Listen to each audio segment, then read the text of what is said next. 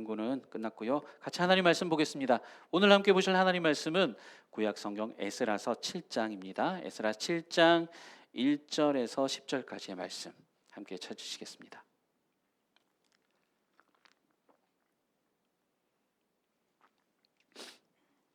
제가 가진 성경으로 구약 718쪽에 있습니다. 에스라 7장 1절에서 10절까지의 말씀 함께 찾으셔서 한 절씩 교독해서 읽고 마지막 10절은 같이 읽도록 하겠습니다.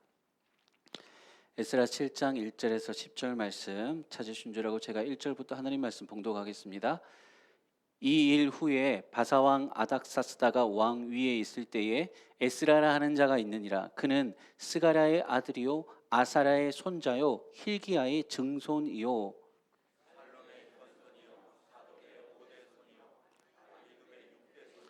아마랴의 7대 손이요 아사랴의 8대 손이요 무라요의 9대 손이요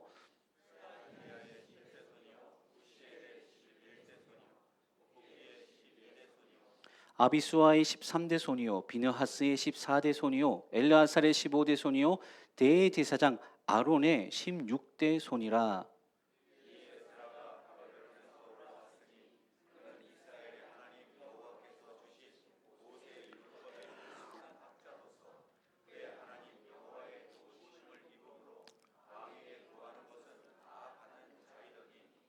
아닥사스다 왕 제7년에 이스라엘 자손과 제사장들과 레위 사람들과 노래하는 자들과 문지기들과 느디님 사람들 중에 몇 사람이 예루살렘으로 올라올 때에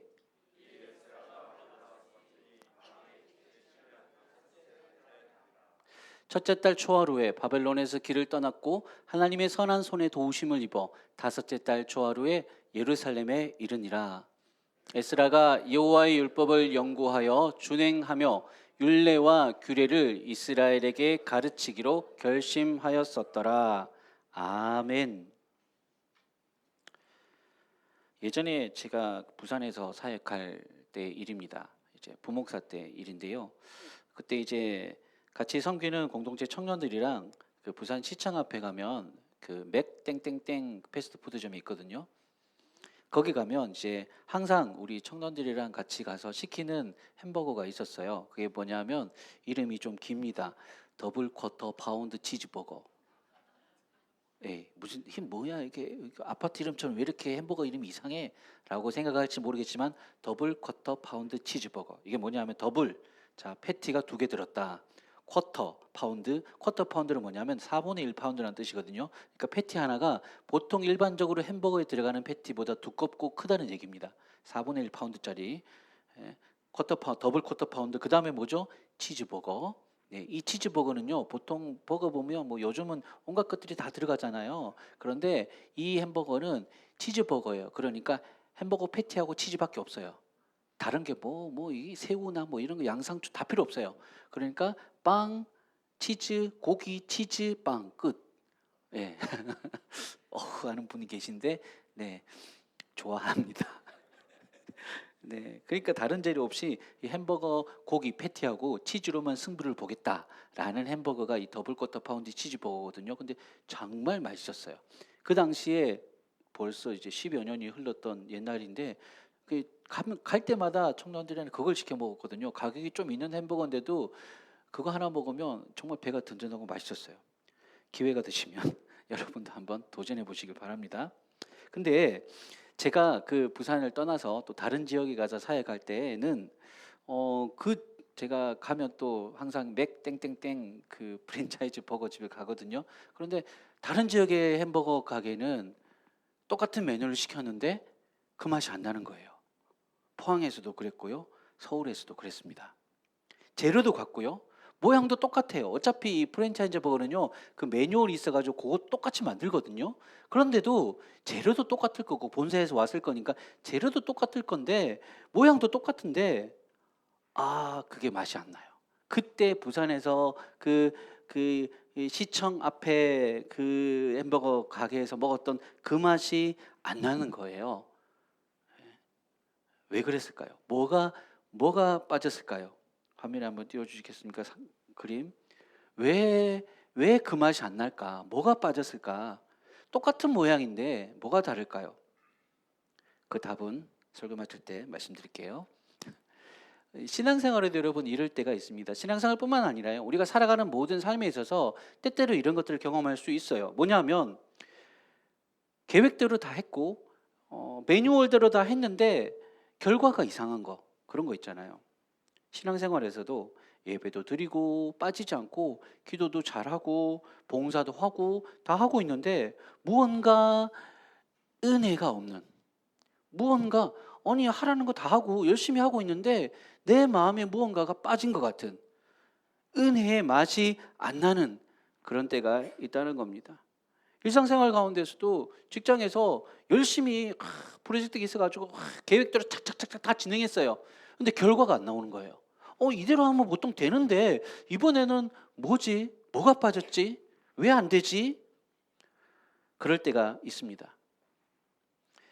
오늘 본문에서도요, 그 옛날 이 에스라스가 기록될 그 시기에 바벨론에서 돌아온 귀향민들이 겪어야 했던, 마주해야 했던 현실도 바로 지금 말한, 제가 말씀드린 그런 상황이었을 겁니다. 무언가 이게 왜 안 되지? 라고 하는 상황 말입니다. 오늘 우리가 읽고 있는, 지난주부터 이제 이 새벽에도 나누고 있고요, 이 에스라스 말씀은 좀 특이한 부분이 있어요. 그게 뭐냐 하면요, 에스라스의 주인공이 누굴까요? 에스라겠죠. 사람 이름으로 된 책이니까. 느헤미야서는 느헤미야가 주인공이고 에스더서는 에스더가 주인공이고 에스라서는 에스라가 주인공입니다. 근데 재밌는 건 여러분, 주인공이 언제 나오냐면요, 7장에 처음 나와요. 1장부터 6장까지는요 에스라서인데 에스라라는 사람이 등장을 안 해요. 여러분 드라마를 시작하는데 드라마 언제가 중요합니까? 1편이 제일 중요하잖아요. 1편이 재밌어야지 사람들이 보죠. 근데 1편에 주인공이 안 나와 봐요. 어떻게 되는 거예요?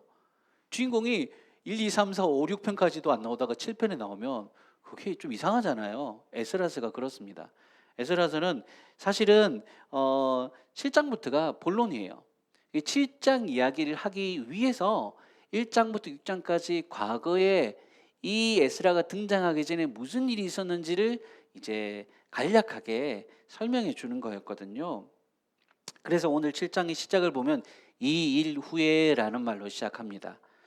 이 일 후에, 여기서 이 일은요 앞서서 에스라서 1장부터 6장까지의 사건, 그러니까 1장에서 여러분 기억하시죠? 지난주 1장에서 어떤 일이 있었어요? 바사왕 고레스가 제국을, 페르시아 제국을 통일한 후에 아주 뜻밖의 엄청난 칙령을 내리죠. 이제 모든 민족들은 다 너희 고향으로 돌아가라. 그리고 너희 고향 가가지고 거기서 너희가 섬기고 있던 신들을 위해서 성전도 짓고 너희 마음껏 너희 삶을 살아라 라고 이렇게 일종의 자유선언 같이, 민족 해방선언 같이 그 선포를 합니다. 그래서 이스라엘 백성들이 세스바살 그리고 스룹바벨의 지도로 이제 귀향을 하죠. 1차 포로 귀환이라고 하거든요.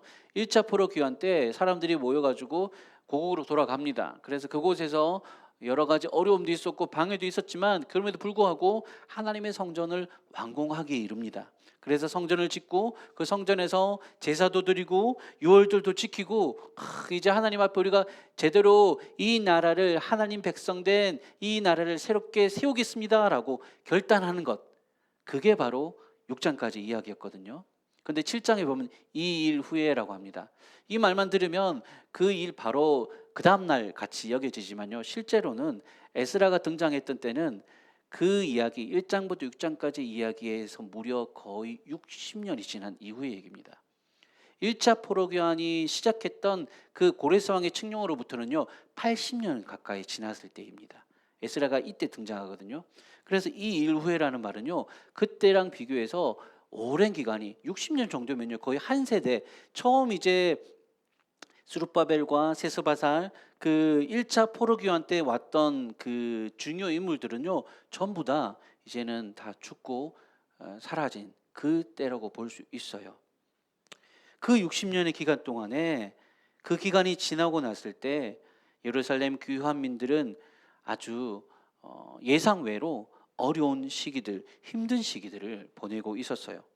성전만 세우면 모든 게 다 잘 될 줄 알았지만 현실은 그러지 못했거든요. 삶은 여전히 고되고 나라의 형편은 더 나아지지 않았어요. 성전만 완성되었을 뿐 그들의 실제 삶에 있어서 고단한 현실 그리고 삶의 무게 때문에 가난하고 어렵고 힘들고 그런 형편 때문에 마음은 여전히 무너져 있었습니다.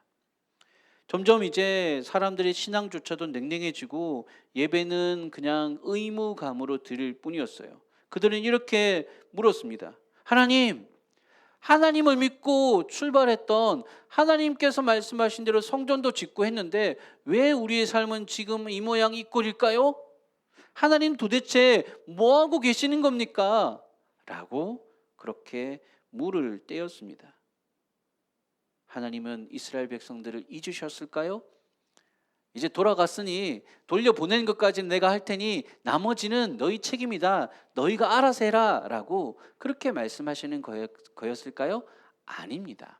절대 아니죠. 우리 하나님은 그 60년 가까이 되는 이 침묵의 기간 속에서 이스라엘의 역사를 새롭게 다시 세워갈 인물을 준비하고 계셨던 거예요. 그게 바로 에스라입니다. 하나님은 다시 한 번 더 영적 출애굽 같은 이스라엘 백성들이 출애굽을 통해서 새롭게 나라를 시작했잖아요. 그와 같이 이번에 다시 한 번 더 바벨론을 출애굽하듯이 바벨론을 나와서 새롭게 하나님 나라를 재건하고자 하는 그런 영광스러운 직책을 위해서 예루살렘에서 무려 1500km나 떨어진 바벨론 그 바사 페르시아의 도성 한가운데서 사람을 준비시키셔서 드디어 오늘 이 7장에 떡하니 에스라를 등장시켰던 겁니다. 여러분, 에스라는 누구인가? 에스라의 이름은요, 하나님이 도우신다라는 뜻이에요. 절묘하게 이름이 그러합니다. 이름의 뜻이 이제 하나님이 도우시는 일들이 나타날 것이다. 하나님 어디 계십니까? 대체 지금 왜 이렇게 매뉴얼대로 했는데 성전도 지어놨는데 왜 우리의 삶은 이와 같을까요? 라고 묻는 사람들에게 하나님이 도우시는 손길이 나타난 그게 바로 에스라라는 인물이었어요. 본문 1절부터 쭉 이제 에스라를 소개하는 얘기가 나오거든요.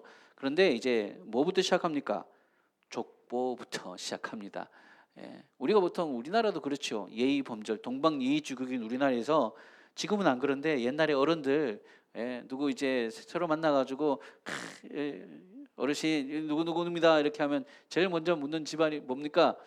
족보가 어떻게 된지 무슨 저는 김해 김씨 무슨 파인지 기억이 가물가물해 70 몇 대 손인가 그래요. 어릴 때 들었던 파랑 나중에 들었던 파가 또 달라가지고요. 족보가 이상하게 꼬였다고 해요. 하여튼 족보를 중요하셔야 여기입니다. 네 집 자식이냐라고 묻잖아요. 영화에서처럼 너가 아버지 뭐 하시노? 이게 우리나라는 중요하거든요. 에스라가 등장할 때도 그런 것들을 이제 생각해서 이 에스라의 족보를 얘기합니다. 이 에스라는요, 무려 그 조상을 올라가면요, 무려 대제사장 아론의 16대 손이라는 얘기입니다. 그러니까 제사장 아론의 직계 자손입니다. 대제사장 가문의 사람이다라는 거예요. 이게 왜 중요하냐면 대제사장은 그 당시 신앙의 구심점 역할을 하는 존재였잖아요.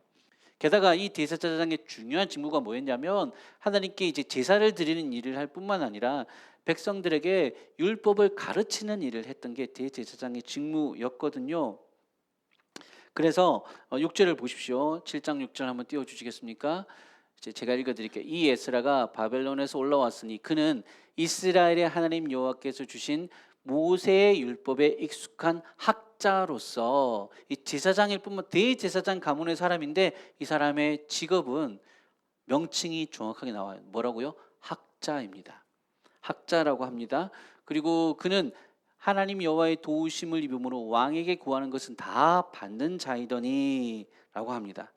일단은 먼저 이 에스라는요 말씀을 깊이 연구하는 학자였어요. 그리고 말씀으로 살아가는 사람이었습니다. 뿐만 아니라 이 에스라는요 그 페르시아 제국에서도 아마도 중요한 관직에 있었을 거예요. 그러니까 왕에게 구하는 것은 다 받았다고 했잖아요. 그러니까 궁중에서 어떤 중요한 학자로서 중요한 직책을 맡아가지고 근무를 했던 것 같아요. 마치 이제 우리 다니엘이나 그런 인물들과 비슷하다고 보시면 돼요. 왕의 곁에서 가까이에서 직책을 가지고 어떤 학문적인 어떤 일들을 하면서 왕을 섬겼던, 그래서 왕으로부터 신임을 얻었죠. 그래서 왕은 이 에스라가 말하는 거라면 뭐든지 다 들어줄 정도로 그렇게 유능한 인물이었습니다. 이제 바벨론에서도 안정적이고 고유 관직이 있었던 사람이라는 뜻이에요. 그런데 지금 이 에스라가 그런 어떤 안정된 삶을 다 내려놓고 지금 7절 이후에 보시면요, 아닥사스다 왕 제7년에 이제 무리들이, 일련의 무리들이, 에스라가 끼어 있는 일련의 무리들이 한 번 더 이제 본국으로 예루살렘으로 귀향하는 장면이 나옵니다. 이거를 가리켜서 제2차 포로 귀환이라 하거든요. 80년 전에 제1차 포로 귀환이 있었어요. 1차 포로 귀환 때는 스룹바벨의 지도로 이제 본국으로 돌아와서 성전을 건축했죠. 근데 이제 그로부터 80년이 지나고 이제 2차 포로 교환이 시작됩니다. 그 2차 포로 교환의 중심에는 에스라가 있었어요. 이 에스라가 페르시아에서 안정된 삶을 내려놓고 예루살렘으로 향할 수밖에 없었던 중요한 이유가 바로 오늘 본문 마지막 10절에 나옵니다. 10절 띄워주시고 같이 한번 읽어보도록 하겠습니다. 에스라 7장 10절입니다. 시작. 에스라가 여호와의 율법을 연구하여 준행하며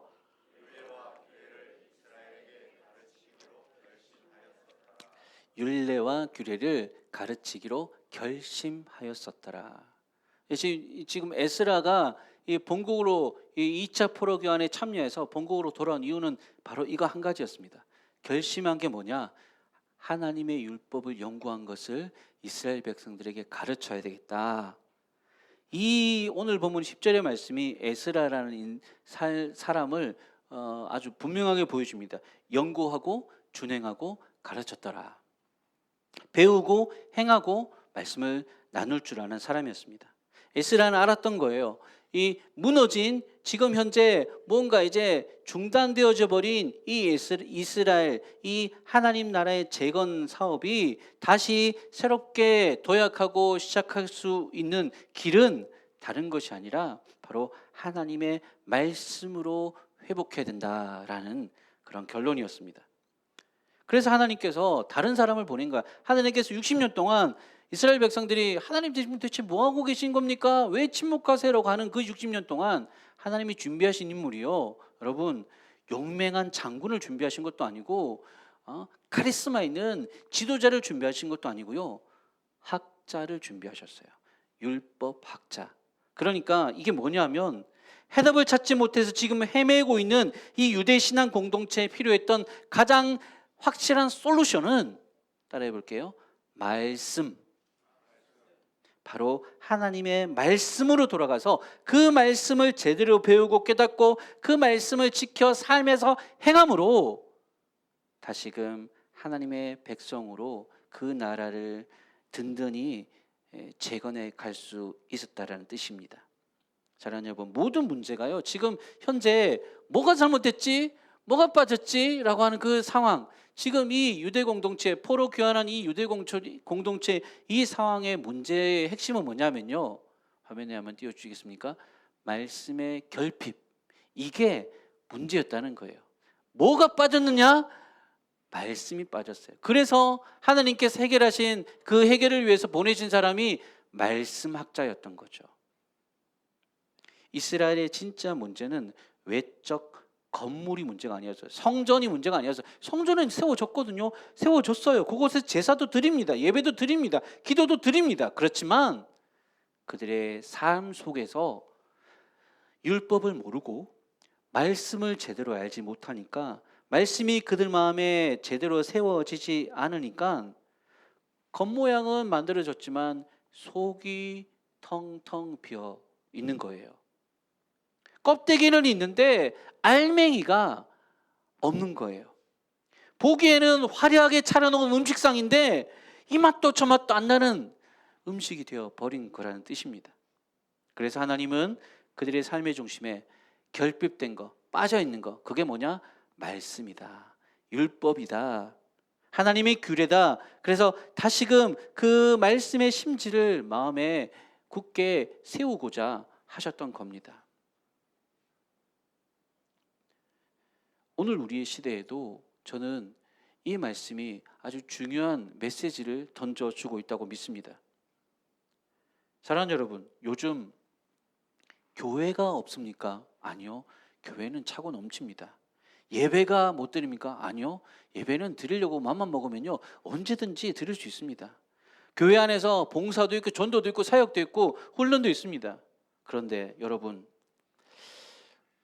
그냥 제 개인적인 생각인지 모르겠지만 바울의 그 얘기가 오늘날 너무 이 시대를 보여주는 것 같아요. 경건의 모양은 있는데 경건의 능력은 없는, 그게 바로 오늘날 우리의 모습이 아닌가 싶습니다. 그 이유는 바로 말씀이 결핍됐기 때문이죠.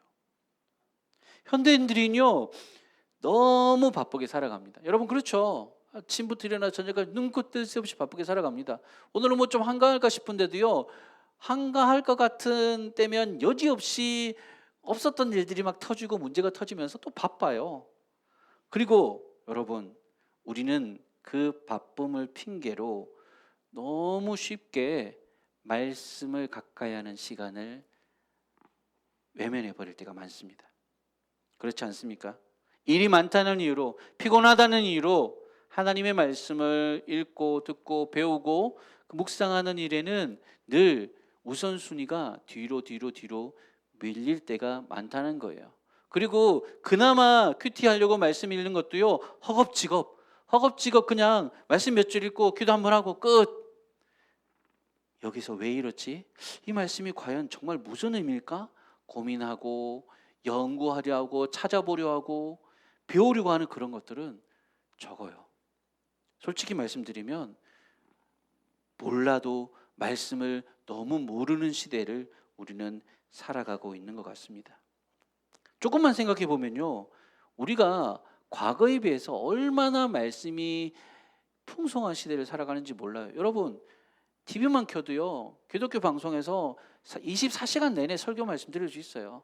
핸드폰 켜면 유튜브나 이런 것들을 통해서 요즘 얼마나 많은 콘텐츠들, 설교 콘텐츠, 성경 연구, 또 강의 콘텐츠들 마음만 먹으면요, 다 듣고 보고 할 수 있습니다. 말씀이 넘치는 시대입니다. 그런데 정작 내 마음에는 말씀이 없어요.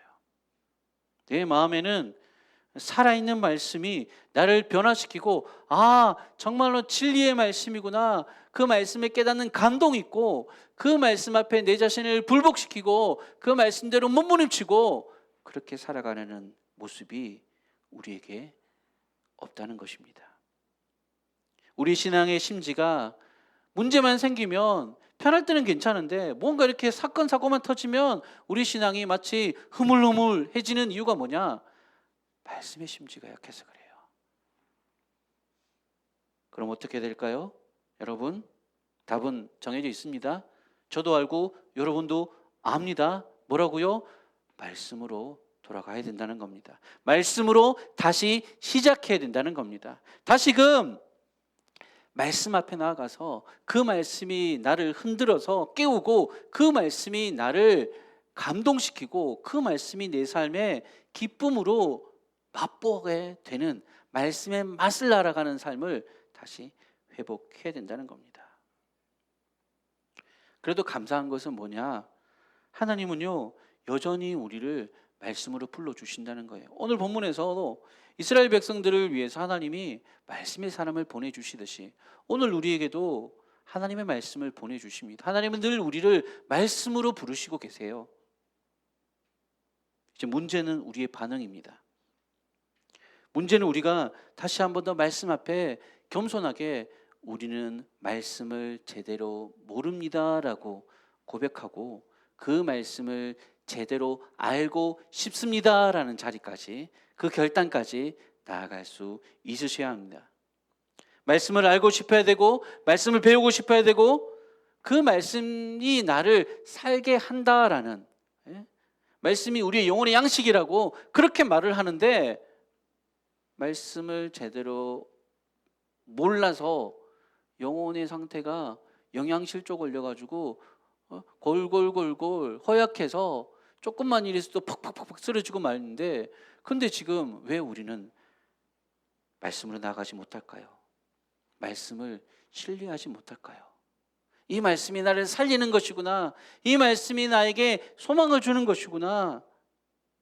이 말씀이 내 인생의 나침판이 되고 절망 가운데서도 힘을 주고 세월이 흘러도 굳건한 반석같이 변함없이 내 삶을 지켜주는 것이구나 라는 그 확신이 우리에게 필요한 때입니다. 여러분과 저의 마음 가운데 오늘 이 시대에 참으로 변화하고 요동치는 이 시대에 흔들리지 않는 말씀에 깊이 뿌리 내린 온전한 신앙인으로 세워지기를 주의 이름으로 축복합니다. 그래서 말씀으로 다시 시작하십시다. 오늘 이 예배 자리에서 우리 한번 다시금 결단하십시다. 어떤 상황에서도 우리 믿음이 흔들리지 않기 위해서 하나님의 말씀을 배우겠습니다. 그 말씀을 위해서 읽기 위해서 시간을 투자하겠습니다. 다른 시간을 줄여서라도 밥을 안 먹더라도 말씀을 읽고 싶습니다. 잠을 덜 자더라도 말씀을 읽고 싶습니다. 내가 하고 싶은 거, 내가 보고 싶은 거, 내가 쉬고 싶은 거 줄이더라도 어떻게든 말씀을 가까이 하고 싶습니다 라고 하는 마음의 결단이 오늘 저와 여러분 우리에게 있기를 주의 이름으로 축원합니다.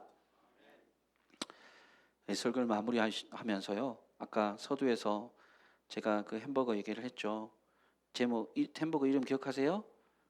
기억 안 나시죠? 당연합니다. 기억 안 나셔도 돼요. 먹고 싶으면 저한테 오세요. 제가 사드릴게요. 더블 쿼터 파운드 치즈버거입니다. 맥도날드 가면 맥도날드 얘기하면 안 되는데, 더블 쿼터 파운드 치즈버거. 이 버거가 왜 그때 부산에서 처음 먹었을 때 그 맛이 다른 지역에서 안 난 그 이유를 아십니까? 이유가 뭐 같아요, 여러분? 분위기. 맥도날드 매장은 다 똑같아요. 배고플 때 그 핵심은 뭐였냐면요, 패티, 고기 들어있는 고기 패티의 온도입니다. 부산에 있을 때 그 맥도날드점에서는요, 갓 구워서 뜨겁게, 그래서 육즙이 쫙 배어 있고 뜨거운 상태로 햄버거를 만들어서 바로 줬거든요. 그랬을 때는 그 뜨거운 패티가 그 치즈를 녹여가지고 이렇게 패티에 탁 치즈가 배어 들어 있어요. 그리고 그 육즙이 딱, 죄송합니다, 배고플 것 같은데, 그 한 입 탁 베어 무는 순간 육즙이 쫙 배어 나오는 게 패티의 온도거든요. 결국은 뜨겁게 구워서 그렇게 온도가 이렇게 높은 상태로 이렇게 만들어져 있어야지, 결국은 그 햄버거는 고기 맛으로 먹는 햄버거거든요. 고기 맛밖에 없어요. 치즈하고 고기밖에 없는 햄버거이기 때문에. 근데 그 고기 맛이 중요한 건 온도였던 거예요. 다른 그 지점에서는, 다른 지역에서는, 제가 서울 와서도 저기 이제 보라매점 가서 먹었는데 제일 맛없었어요. 거기는 패티가 구운 지 오래돼가지고 식어가지고 퍼석퍼석했었어요. 온도가 결국은 그 맛을 좌우했거든요. 그래서 제가 이 고민을 맥땡땡땡 그 프랜차이즈점에 다니는 직원 알바를 했던 청년하고 상담을 했더니, 목사님, 그럴 때는요, 이렇게 가가지고 이렇게 개인적으로 주문을 하래요. 패티를 새로 구워서 뜨겁게 해서 주세요라고. 그렇게 하면 해준대요. 원래 그렇게 모든 요구사항들을 다 해주게 되어 있대요. 그래서 시간이 걸리더라도, 제가 그래서 외웠거든요. 시간이 걸려도 괜찮으니 패티를 새로 구워서 뜨겁게 주세요. 그렇게 주문을 합니다. 여러분, 그 프랜차이즈 좀 가가지고, 햄버거집 가가지고 막 이렇게 주문하는 사람 못 보셨죠? 제가 그랬거든요. 온도가 중요했다는 겁니다. 패티의 온도가 햄버거의 맛을 좌우했듯이 말씀의 온도가 뜨겁게 살아있는 사람이 신앙이 바르게 세워질 수 있다는 거예요. 식은 말씀은 감동이 없습니다. 예전에 은혜 받았던 거 아직까지 울고먹고, 예전에 은혜 받았던 말씀 그거 지금 수년째 계속해서 그거 하나 갖고 울고먹고 안 됩니다. 오늘 나에게 새롭게 해주시는 새로운 말씀, 내 심령을 뜨겁게 하는 새로운 말씀을 날마다 받으셔야 돼요. 그게 우리의 믿음을, 우리의 신앙을 살려준다는 것입니다. 오늘 이곳에서 우리의 심령이 다시 한 번 더 성령의 은혜로 말미암아 말씀 앞에 뜨거워지는 저와 여러분 되시기를 주의 이름으로 축복합니다. 그래서 세상 속으로 이 진리의 말씀의 참맛을 우리가 깨닫고 알아서 말씀이 맛있는지 알아야지 사람들에게 복음을 전할 수 있죠. 하나님이 얼마나 좋은지 제대로 뜨겁게 경험해야지 그들에게 말할 수 있죠. 우리의 삶에 그와 같은 말씀에 대한 간절함과 말씀이 우리 영혼을 살리는 뜨겁게 하는 경험들을 날마다 할 수 있게 되기를 주의 이름으로 축원합니다. 마지막으로 제가 좋아하는 말씀하면 하나님의 말씀이 얼마나 좋은지 시편 19편에서 이렇게 말하고 있어요. 7절부터 10절까지 말씀인데요. 우리 천천히 한번 이 말씀 읽고 우리 같이 찬양하고 기도의 자리로 나아가십시다. 같이 읽겠습니다. 시작. 여호와의 율법은 완전하여 영혼을 소성시키며 여호와의 증거는 확실하여 우둔한 자를 지혜롭게 하며 여호와의 교훈은 정직하여 마음을 기쁘게 하고 여호와의 계명은 순결하여 눈을 밝게 하시도다. 여호와를 경외하는 도는 정결하여 영원까지 이르고 여호와의 법도 진실하여 다 의로우니 금 곧 많은 순금보다 더 사모할 것이며 꿀과 송이꿀보다 더 달도다. 아멘. 제 안에 소망이 있습니다. 하나님의 말씀이 너무 좋아서 날마다 그 말씀을 읽고 즐기고 그 말씀을 누리고 또 그 말씀을 실천하는 은혜를 날마다 맛보고 누리고 살아가기를, 이것이 오늘 저와 여러분 우리의 간절한 소망이 되기를 주의 이름으로 축복합니다. 아멘. 말씀을 생각하시면서